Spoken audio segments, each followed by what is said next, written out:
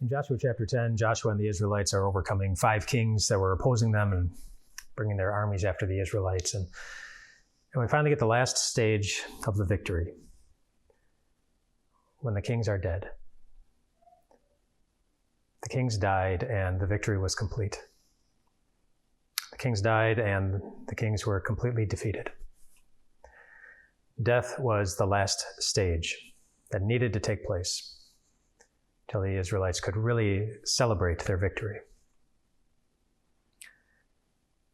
Reading through that, it reminded me of 1 Corinthians 15. It talks about death and how death relates to our victory and our defeats.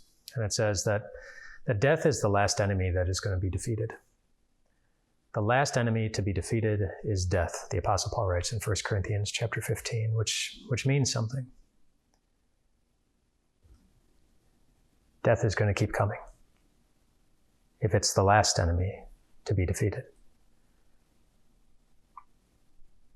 I think about a young police officer whose funeral is taking place in our community this week. He was being mourned by a wife and a young child.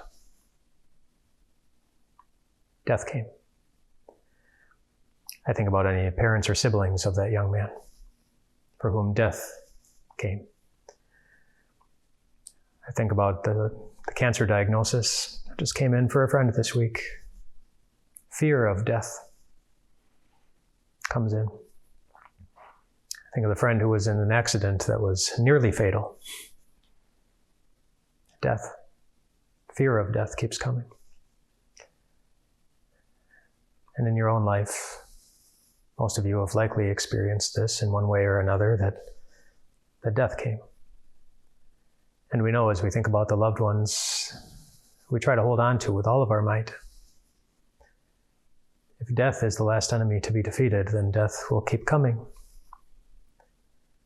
But that same chapter that promises us that death is going to keep coming is the same one that reminds us that one day, though, death will be defeated. Death will keep coming until the one day it doesn't. And it can't. The day when all in Christ will be raised. The husbands, the wives, the parents, the children, the friends,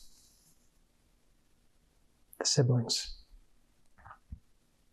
the ones you miss, the ones you love, the ones you want to hold on to again. The last enemy to be defeated is death. And it will be defeated. One day we'll see the victory with our own eyes, that we will all be alive, and never again will we die. And until then, we live with a confident faith as death continues to come, as it continues to make us sad.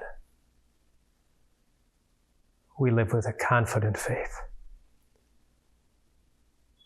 that our Christ's victory over death